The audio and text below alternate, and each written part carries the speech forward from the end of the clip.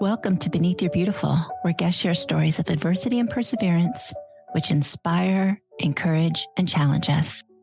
We embrace these tough conversations, intimately exploring our loves, fears, and hopes with a delicious combination of depth and lightness. I'm Lynette Huffman Johnson, and I am a photographer in the Seattle area. And I have a regular business photographing families and weddings, but I have founded a nonprofit called Soulumination. And we are a network of photographers that free of charge photograph families whose children have life-threatening illnesses. That's how it started. And then we've expanded. So we will do adults that know they're facing a terminal condition so that their children and spouse will have great photos. It's photographers who volunteer to step into a situation where the photos they will be creating will be legacy in some way, whether the child survives or not. Right. What made you start this? My sister-in-law lost her second daughter full term in utero. Mm-hmm. And the social worker suggested she have photos. So they called and asked me to come.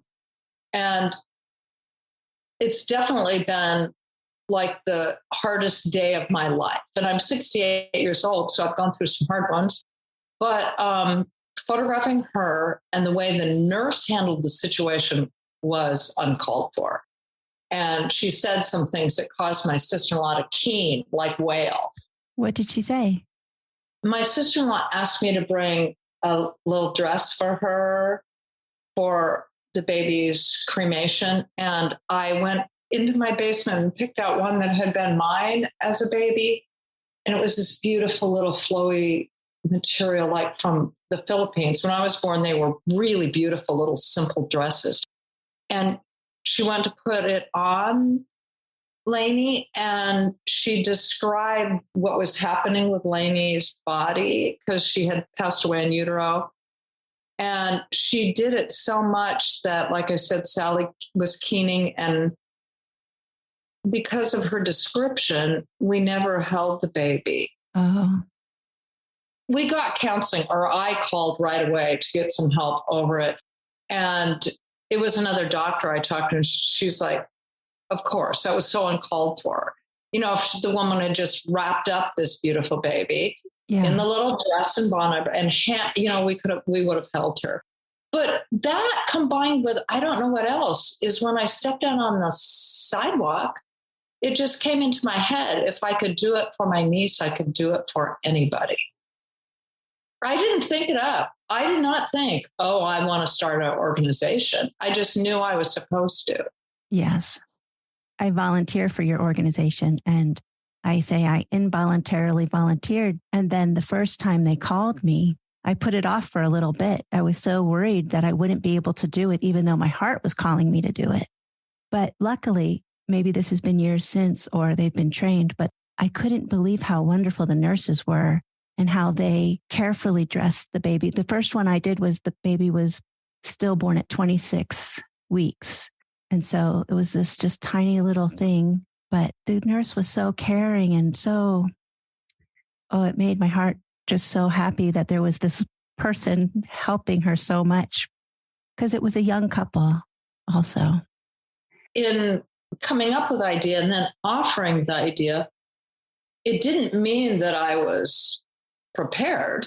Right. I just knew I was supposed to do it. And you just have to go. We're asking people to volunteer, to step into maybe the hardest place you could imagine. And I went back to the hospital after COVID just last week. So I hadn't been able to go in for a few years because of my own diagnosis of lymphoma. And I have a really compromised immune system. So my doctor's like, you're not going into any hospital unless you're going for treatment. Mm-hmm. But finally he said, I'm doing so well. He said I could go. And I got a call in the middle of the night, and that same feeling came over me after all that I've done. And, I think that feeling just shows us our own humanity. A mentor from Children's, a man I highly admire, said to me, the reason you don't sob and cry is that it's not your loss. And it would be almost offensive to the family. You don't know them, but you can appreciate their loss. And it's not like tears they can see, tears will come to my eyes. Yeah. But then alone, it's interesting for me. I wonder how it is for you. My alone time going there and coming back, the emotions are just running off of me. The first time I did it, I was like, oh, I'm handling this. And I did it. And the minute I closed the door to the room, I just lost it. And I was like, oh, okay, I'm not handling it. But I kept it together for them, which I was so impressed that I could. And also, you don't want them to comfort you, for goodness sake. It's so interesting because when I first started this, it's not like I wanted to do it or I had a goal in my life to do it. It's just so obvious once you hear about it. Don't you think that it's the right thing to do? That's what I said. I involuntarily volunteered. I'm like, this is not something I want to do, but here I am saying, yes, please pick me, choose me. Especially with this podcast, I talk to so many people who are dying or have lost a loved one. I even interviewed a woman who lost her baby at 40 weeks and 6 days pregnant. Okay one day and then not okay the next. But I keep talking about it. And if I want to have the conversations, I need to be able to face it also. And I also don't want it to be scary. When you say that people have life-threatening illnesses, that they're terminal, I really think we all are. None of us are not dying. It's just when.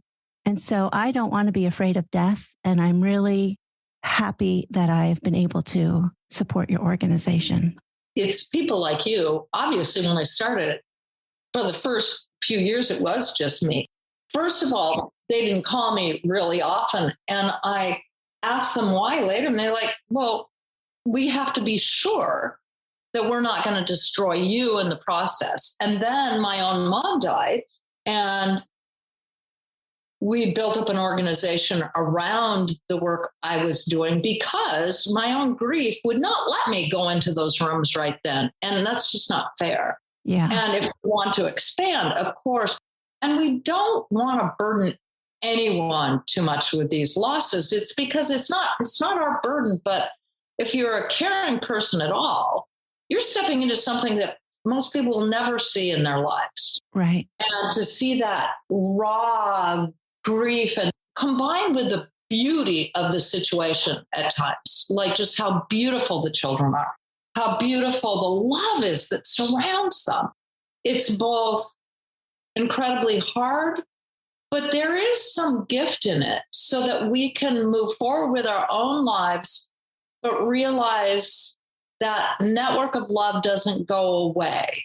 And the cycle of life somehow adds beauty to your life. I love what you just said. And I really think seeing the hard things always makes me appreciate the easy and good things. It's not really a comparison, but I do really appreciate every day. Right. Yeah, that's been a big change for me too. And the fact that when I started this, I didn't have any diagnosis at all. I am one of the healthier and still probably one of the stronger older women you'll meet. I mean, I have pretty good physical strength. I'm a go-getter. And then cancer came. And I screamed and yelled and hung up on my doctor when she told me.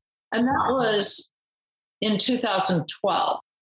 And I don't want to give cancer credit for anything, but the fact I have a scar that I can show young cancer patients, because not all the children we photograph at all are going to pass away. Right. But they'll connect with me in a second, and then we can talk about what it feels like to flush your line. And sometimes I've been bald on shoots because my treatment has continued over those years. It's not stopped anything. That and the diagnosis of cancer certainly gives me that stronger appreciation. Yeah. So if cancer did anything, it heightened that appreciation, but it also connected me strongly, especially to young people who have blood cancer. And they keep asking me, they just called from Fred Hutch. Okay, Lynette, would you do another study for us? I'm just a blank. They've seen me sign anything they want because I really don't want this for these children. Yeah. And so it's motivated me being around these amazing people and these amazing families that I think gives me the real ability to walk this line of having founded something that society didn't understand. If you would have heard it in the beginning when I was only one doing it, and there was a lot of PR about it on all the local TV stations, it was in People magazine, I was on the Today Show, and people would recognize me on the street and say, oh, well, I couldn't do what you do. Okay, did somebody ever need to start this? Because you know what? You can do whatever is right to do. Anybody can do it. Yeah. Yeah, it tears me up. Do I want to see the losses? Do I want to see the hardships? No. But what we are giving them is there's a profound beauty in every photo shoot. I just love you say that, because the title of this podcast, Beneath Your Beautiful, and the magazine I'm doing now, the point is that there's beauty in everything, and life is beautiful. And I just don't want any of us to shy away from any of it. I would have been one of the people, though, who had said, I can't do that. I lost my mom when I was 18. I lost my father in midlife, but they both had hospice helping them. And I just always was like, how are there hospice nurses? I couldn't believe they could do that they could be okay with death and be around it. And I love that at this age, I see that I can too, and that we're all strong enough to do it. Like you're saying, whatever's right. I'm not jumping at the chance, but also I'm so happy every time I get a message to go do it, and I can. It is that odd thing that once you try it, and it really helps you understand the strength of humanity. Mm-hmm. And even watching those families, wait till you've done it for a number of years, because this is about, maybe longer than I think, but 17 years that I've been doing it. So maybe it's been more like 20. But it brings you to a place of understanding and appreciating what you can do and what others throughout history have done. You can imagine I've been asked to speak to younger women about what I do and stuff. And I try to tell people, you can do in life whatever you want to do. I mean, you have to have talent and you have to do it well, but it is amazing what it shows you. And we expanded soul illumination into a third area. Now, we don't go take the photos. In working with so many teenagers in my business for senior photos, a few years ago, it just hit my heart that there were too many losses where young people took their own lives and their families are devastated, or through gun violence. A client friend of mine lost a son in the most tragic gun violent way. And we offered to bring together their photos from the child's life and do the same thing we do, make the same gifts. Because it's not just the photos. I hope you've seen how beautifully we present your photos, because it's part of it. I never wanted people to get something like a disc or negatives when I was shooting film, and they have to do it. They can't. So we do it all. Well, I suggest that we do that, and the board approves it. And the first loss after that, my daughter had to call me to tell me my godson had died in an accident. And he had a young baby at the time. And I had photographed him every year of his life. I mean, I used to live near them. Now I don't live so near. But every year we had this thing that I would photograph him with his brother, and if the parents were around, and with my daughters. And after he died, when the family was ready for my husband and I to go see the couple who lost, it was their second child that they lost. They lost an infant and that was born early. And then, believe it or not, they lost a second child. And when I went over there, one thing that will always hit me is that she had out all the photo albums of all the photos I'd taken of him his whole life, which is a lot of them. And I sat and looked through all of them. And the father said to me, without you, we wouldn't have had this. And it just gripped my heart. We had to add that too. It's not like there's a limit. And it's interesting. With the IRS, we have our 501c3 so that under the first program that we photograph children. And then we added the second one where we photograph the adults. And then we added this one. But my older daughter now runs Solomination, and she was hired without me being involved. You know, we do everything by the book. And I stepped way back. And the other day, something came up and she said to me, Mom, she doesn't want to have children and probably doesn't really ever want to be married.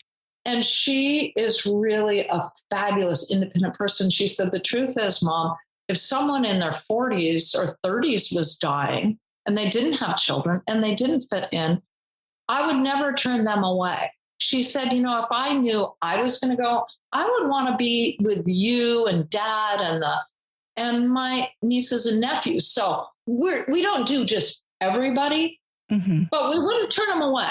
Right. I understand. We have learned that this legacy idea and the connections, and I don't know if we have talked to you over in Spokane about this. There are studies that show that good photos are one of the only ways that will help people through these kind of losses. And with children, you know, they can't remember, say they were infants or even a few years old, they will not remember their parent unless they have good images. Right.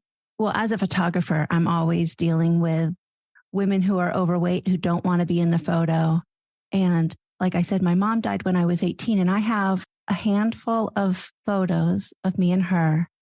And they're the most precious possessions I have, because it's almost like proof she existed, proof I was loved.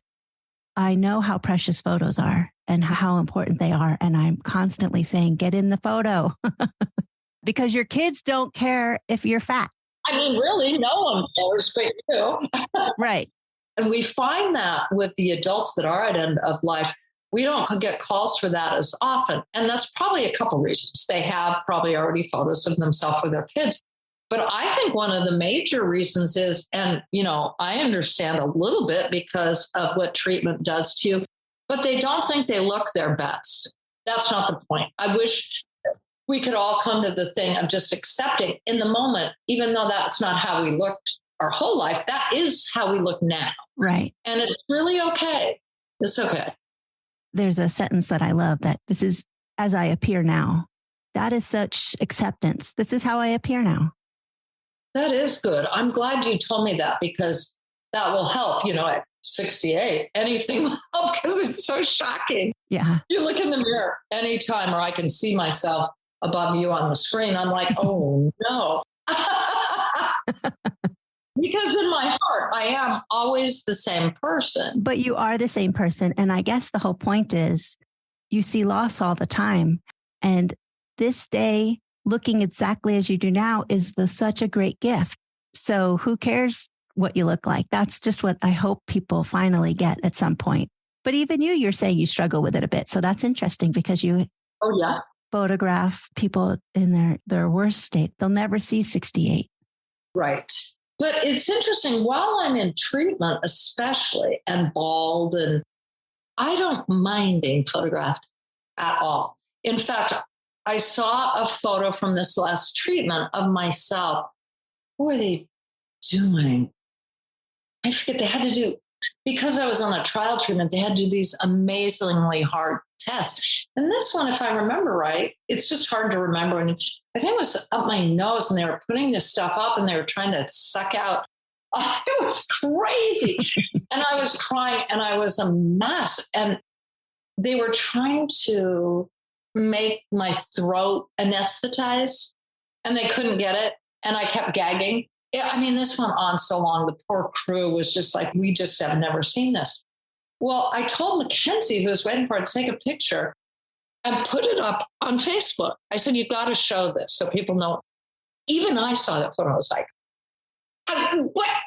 Later, she goes, what are you talking about? You asked me to take it and you asked me to put it up so other people would understand what it's like to go through this. And then I was okay with that. Really, I was ruined. I saw it recently when I was scrolling looking for a photo, and I really am fine with it. It really was where I was in that moment, and it was bad. So seeing myself in those photos, it's getting to the point that I can never say it will not faze me. Yeah. But it just constantly reminds me, you can do this. You can do what you need to do to honor another life. And that's really what it's about, is honoring that being at that time. Mm-hmm. So because of my treatment, I haven't been as much able to like be part of this edition of Spokane, but there's so much that I have seen and done now for so many years. And I keep thinking, there's no way I'm going to like the next family as much. It's no way it's going to move me. It really teaches you the beauty of humanity, how broad that is, how it's always there. Mm-hmm. There's just so much to be learned in this situation. And there's so many ways to not let it destroy your peace. Actually, it does the exact opposite for me, even though in the moment it's hard. Right. And for people like you who used to say to me, well, I can never do that. I used to try to get people to understand this grief is like universal. I would say, well, we're all going to die. I mean, we don't know who's going next. But also I used to laugh and say, I used to have a courtyard in the place before this one. I said, if you would fill that courtyard with photographers and you would observe us at a party, I would be the last one you'd pick to have started this because I'm so emotional. Mm-hmm. You could see it even in a party situation. You'd be like, no, not her. Well, it wouldn't be her. And you would go to somebody who seems really calm and stable. But that's just not how it has to be. Yeah. Even the photographer, even though it's not our loss, you need some room to process that through and let the good parts of it enrich your life, not bring you down.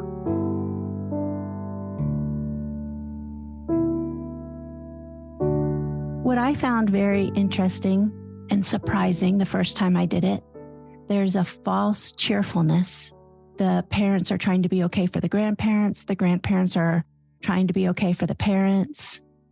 They're trying to celebrate this baby that didn't make it, or in another case was about to be taken off life support. Everybody's trying to make everybody else feel okay.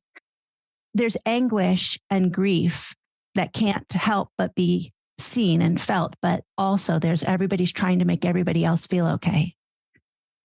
I guess I do see that, but I've done it so many times and seen such a range of it. Mm-hmm. As you say that, like, it's so different.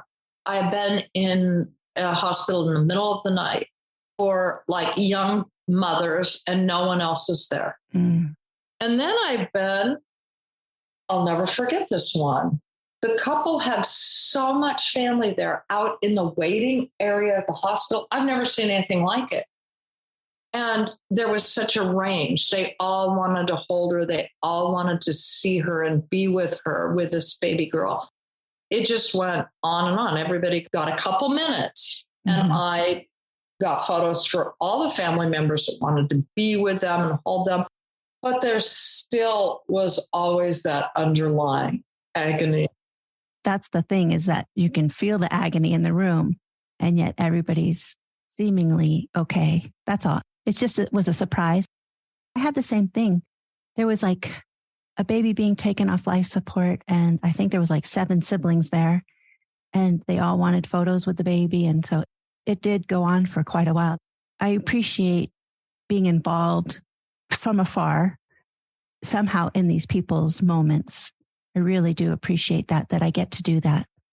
And I don't know about the diversity of population in your area, but I have really been with people from around the world because of the care at Seattle Children's. And we have a pretty diverse population, but they'll also fly in from other countries.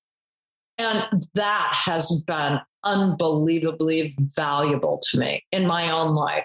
Tell me how. We're not affiliated, and I'm not personally, with any religion. And people, well, I hope it's okay. I just be frank about this. Because of the name or something or what we were doing, numerous people have thought we're Christian. Mm. For me, it's a skewed thing. It's that privilege of the United States. Well, I'm older than you. I was taught, we were this power, we're this, we're that. But boy, as I've gotten older, I realize if I open myself up to all human process of how they view religion and stuff, in my heart, the one is not better than the other. It's odd, but I take a little offense when people want to say, well, I know you're Christian. And, there's HIPAA laws and stuff. I don't say, but those are some of the worst times, like I'm trying to deal with family or they'll see me walking out of the hospital and stop me. It's always Christians trying to pigeonhole. And what has been, that's another beautiful thing, is to allow me to see other cultures and how individuals in different cultures and in different religions deal with it, because it's not particularly different. It's just learning to respect every human life. Yes. I can't quite believe I'm talking about this in this way today. I mean, I know it and know in my heart. And when you're faced with your own mortality regularly, I probably am more than most of with soul, you're already doing that. But then I have a condition that has never been cured. And I want to be alive to be with my grandsons and my daughters. And it has changed not only my appreciation, but just it's broader. It opens you up to the world. I really love that. And imagine this. I went to the wreath making last year that we always do at holiday time. We sell wreaths that we make to benefit soul illumination. And we are like so awesome at it that last year there was only one price. They were $100 each and they sold out in 15 minutes. But I couldn't touch them. I couldn't touch the greens. And I'm the most productive wreath maker. So my caregiver would drive me out because of this experimental treatment. I had to have somebody with me 24/7. And they would drive me out and I'd want to touch and I wasn't supposed to. And I wasn't paying attention. And I looked over and there is a mother of a twin who I had photographed, and she lost her son. And that power, that was years ago. That might be 12 years ago, maybe more. And that connection, that immediate, when I saw her, I don't see her all the time, but it's like we'd become friends and she volunteers for Soul.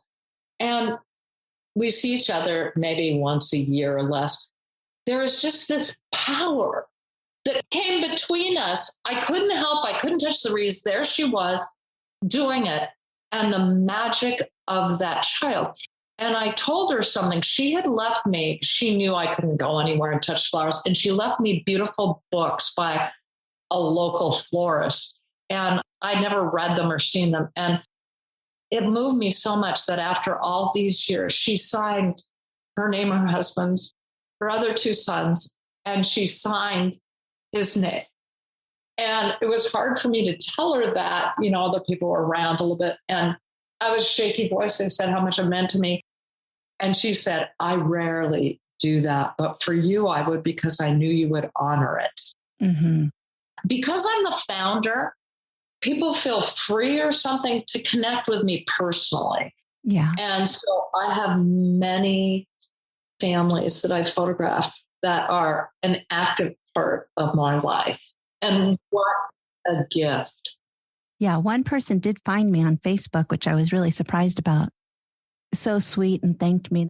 I was so glad she messaged me because all that was stuck in my head was this one photo of her where they were all kind of being, like I said, okay. And then there was a moment where she couldn't keep it together and there's a single tear rolling down her face. And I caught that on camera and that stayed with me, only that one image. But then she messaged me and I could see she's going on with her life and it helped me to get past the image. I was stuck in that hospital room and I was able to get out of it because she was out of it. And I appreciate that person knows that baby. That baby has a name and is alive for that mother. And I like that she wrote his name for you because people aren't okay with talking about them. And there's somebody's real child who's been lost. Right. I had the advantage when we started this of having had the friend that lost my godson. She lost her infant baby. Well, he was born premature when I was pregnant with my first. Our kids should be the same age, our firstborns. I never got to meet him because he was born in California and lived out the 3 months of his life in California. But I was close to her then, and it has been a thing that I watched her grieve and watched her, and it was an amazing gift to me. And you know what was interesting? I was never afraid to talk about him, and I still am not. But almost everybody in our small town was. Right. Grief is being changed by work of people like you and Soul Illumination, because it's opening our hearts to not hide away. Used to be people would say to me, oh, I have a friend who lost a baby, but I never say their name because I don't want to remind them. And you know what I say to them? I got a little bold. I'd say, really? You think you're reminding them? I mean, it sounds unbelievably vain of us to think right. we're reminding them of their child. Really? Like they aren't always there for them. That's just foolishness. The more we learn and the more we're able to share with people, the work of Soul Illumination has become so grounded in the hospital community here, and it will in Spokane too, is that it changes that. Mm-hmm. It does change the face of grief. It allows people the freedom to reminisce, to talk about their child, and let it be part of their life instead of hiding it because they're afraid that other people are going to think they're strange for talking about it or something. People like you are helping us, helping the world, and I think this country in accepting grief and loss. If we start this out, we're all going to die. I mean, none of us get. I don't think we remember that as we go through life, but I've lost people I've gone to school with. You just never know. So you got to live every day and appreciate every day. And woohoo, another year. That's how I feel about every birthday. I'm 9 years older than my mother ever was. I'm so appreciative of every year, every day, really.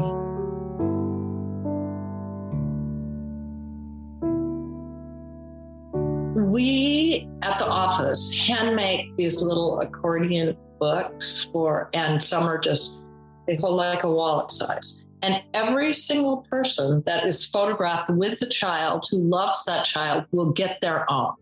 Sometimes we make one. One time I did a family where the adult was dying, and he had not only his own child and wife there, but all his nieces and nephews. We probably made 20 of them. Mm-hmm. The effect not only of the photo, but that it is lovingly presented in something handmade. We have delivered some of those. We mail some. We have seen children take those and put them over their faces or over their hearts. My idea when I started this and insisted on handmade is that the families would see and feel that many hands came together to support and understand the value of their child. And when we get thank you notes, just so you know, and can tell other photographers, they always mention the presentation. It's the photos, but presenting them in a loving way adds to the moments and their memories so beautifully. That brought tears to my eyes. Thank you for telling me that.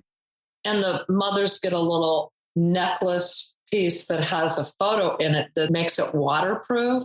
The gift is so beautiful. The main thing to end this with is when I started it, I knew right away that I wanted it to go on after I died. And with a diagnosis of a cancer that's never been cured, it was so important to me, and it will go on. And I'm not a trained photographer. I just love photography and just could do it well. And I've had a beautiful life in it. And however my life ends, I know that the legacy of legacy photos that I will leave behind, I can't thank you enough for being involved, because I really know in the big scheme of the world, I'm a little tiny piece of it. But to know that something will go on after is a way of having kind of an eternal life. And I don't need any more than that. You're making a difference, and one person's life is all that matters, and you're doing it in multiple people's lives. So thank you. Oh, thank you. Well, I'm very emotional, but that was very beautiful. Thank you so much. Oh, you're very beautiful. I'm thrilled to meet you. Oh, thank you. And I'm so grateful. Thank you for joining us for this week's episode of Beneath Your Beautiful, hosted by Hara Allison. And thank you for your ratings and reviews. We'll be back next week with a new episode. Stay tuned.